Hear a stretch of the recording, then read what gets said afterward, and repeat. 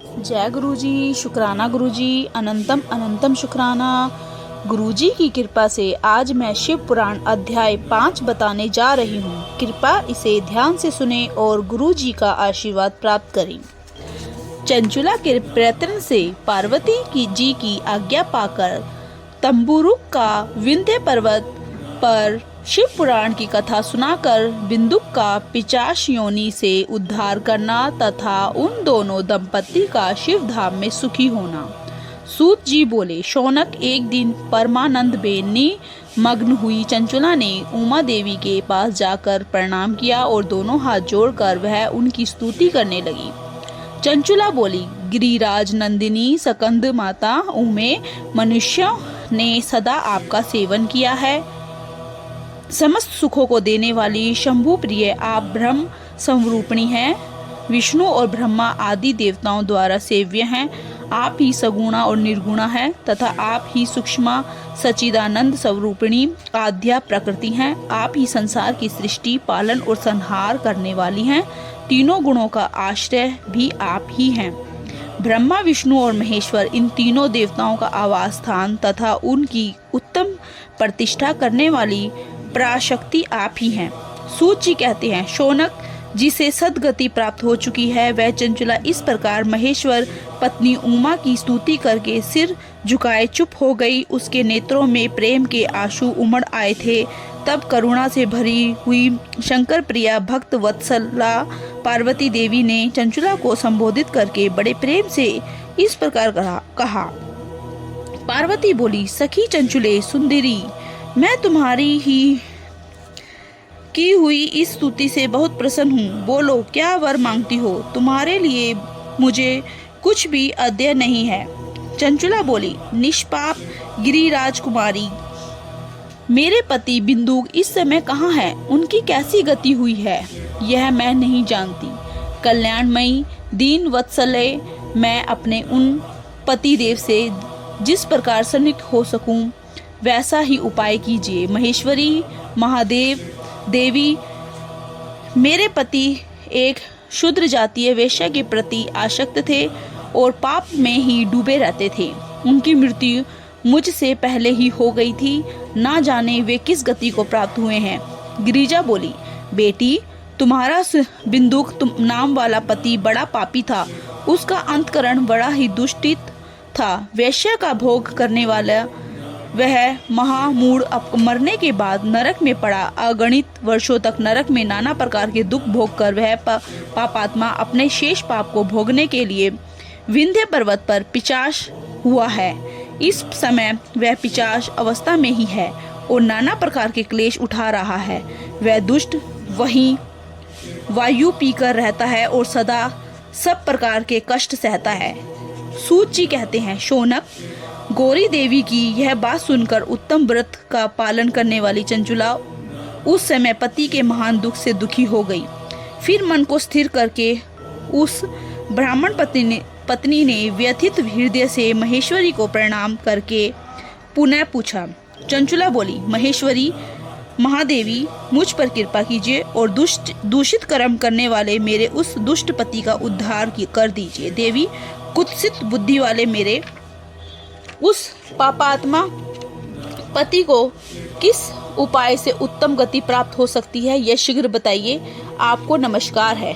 पार्वती ने कहा, तुम्हारा पति यदि शिव पुराण की पुण्यमयी उत्तम कथा सुने तो सारी दुर्गति को पार करके वह उत्तम गति का भागी हो सकता है। अमृत के समान मधुर अक्षरों से युक्त गौरी देवी का यह वचन आदर पूर्वक सुनकर चंचुला ने हाथ जोड़कर मस्तक झुकाकर उन्हें बारंबार प्रणाम किया और अपने पति के समस्त पापों की शुद्धि तथा उत्तम गति की प्राप्ति के लिए पार्वती देवी से यह प्रार्थना की कि मेरे पति को शिव पुराण सुनाने की व्यवस्था होनी चाहिए। उस ब्राह्मण पत्नी के बारंबार प्रार्थना करने पर शिव प्रिया गौरी देवी को बड़ी दया आई। उन भक्त वत्सला महेश्वरी गिरिराज कुमारी ने भगवान शिव की उत्तम कीर्ति का गान करने वाले गंधर्वराज तुम्बुरु को बुलाकर उसने प्रसन्नता पूर्वक इस प्रकार कहा, तुम्बुरो, तुम्हारी भगवान शिव में प्रीति है। तुम मेरे मन की बातों को जानकर मेरे अभीष्ट कार्यों को सिद्ध करने वाले हो, इसलिए मैं तुमसे एक बात कहती हूँ, तुम्हारा कल्याण हो। तुम मेरी इस सखी के साथ शीघ्र ही विंध्य पर्वत पर जाओ। वहाँ एक महाघोर और भयंकर पिशाच रहता है। उसका वृतांत तुम आरंभ से ही सुनो। मैं तुमसे प्रसन्नता पूर्वक सब कुछ बताती हूँ। पूर्व जन्म में वह पिशाच बिंदुक नामक ब्राह्मण था। मेरी इस सखी चंचुला का पति था, परंतु वह दुष्ट वेश्यागामी हो गया। स्नान संध्या आदि नित्य कर्म छोड़कर अपवित्र रहने लगा। क्रोध के कारण उसकी बुद्धि पर मूढ़ता छा गई। वह कर्तव्यता का विवेक नहीं कर पाता था। अभक्ष्य भक्षण, सज्जनों से द्वेष और दूषित वस्तुओं का दान लेना, यही उसका स्वाभाविक कर्म बन गया था। वह अस्त्र शस्त्र लेकर हिंसा करता, बाएं हाथ से खाता, दीनों को सताता और क्रूरता पूर्वक पराये घरों में आग लगा देता था। चंडालों से प्रेम करता और प्रतिदिन वेश्या के संपर्क में रहता था। बड़ा दुष्ट था वह पापी। अपनी पत्नी का परित्याग करके दुष्टों के संग में ही आनंद मानता था। वह मृत्युपरांत दुराचार में ही फंसा रहा।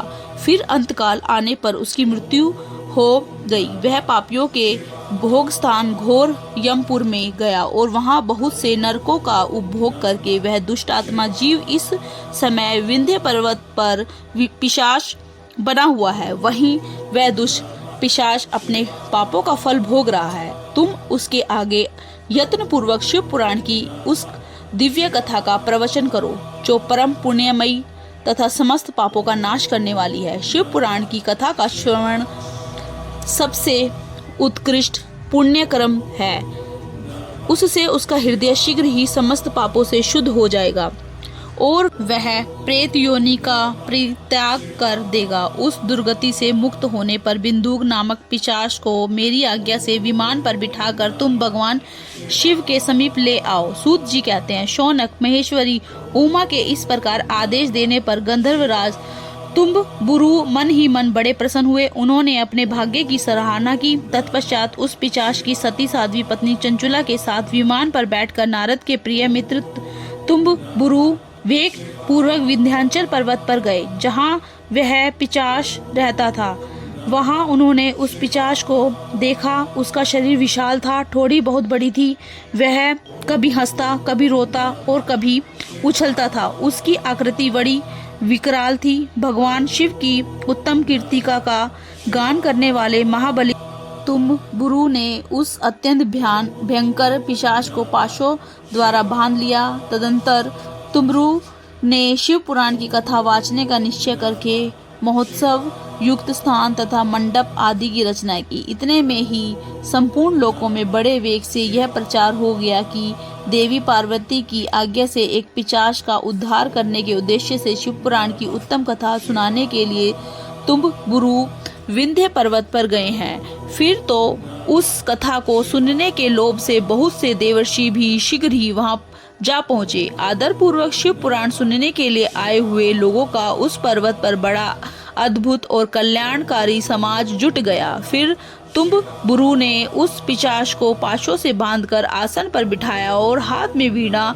लेकर गौरी पति की कथा का गान प्रारंभ किया।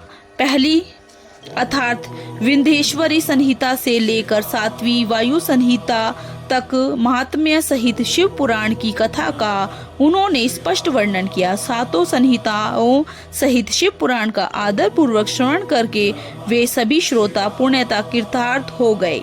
उस परम पुण्य में शिव पुराण को सुनकर उस पिशाच ने अपने सारे पापों को धोकर उस पिशाचिक शरीर को त्याग दिया। फिर तो शीघ्र ही उसका रूप दिव्य हो गया। अंग क्रांति गौरवर्ण की हो गई। शरीर पर श्वेत वस्त्र तथा सब प्रकार के पुरुषोचित आभूषण उसके अंगों को उद्भासित करने लगे। वह त्रिनेत्रधारी चंद्रशेखर रूप हो गया। इस प्रकार दिव्य देहधारी होकर श्रीमान बिंदुक अपनी प्राण वल्लभा चंचुला के साथ स्वयं भी पार्वती वल्लभ भगवान शिव का गुणगान करने लगा। उसकी स्त्री को इस प्रकार दिव्य रूप से सुशोभित देख वे सभी देवर्षि बड़े विस्मित हुए।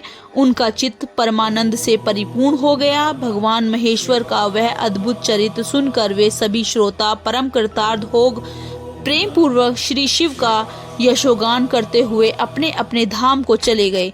दिव्य रूपधारी श्रीमान बिंदुक भी सुंदर विमान पर अपनी प्रियतमा के पास बैठकर सुखपूर्वक आकाश में स्थित हो बड़ी शोभा पाने लगा। तदंतर महेश्वर के सुंदर एवं मनोहर गुणों का गान करता हुआ वह अपनी प्रियतमा तथा तुम्बुरु के साथ शीघ्र ही शिव धाम में जा पहुंचा। वहां भगवान महेश्वर तथा पार्वती देवी ने प्रसन्नतापूर्वक बिंदु का बड़ा सत्कार किया और उसे अपना पार्षद बना लिया। उसकी पत्नी चंचला पार्वती जी की सखी हो गई। उस घनीभूत ज्योति स्वरूप परमानंदमय सनातन धाम में अविचल निवास पाकर वे दोनों दंपति परम सुखी हो गए। जय गुरु जी, शुक्राना गुरु जी।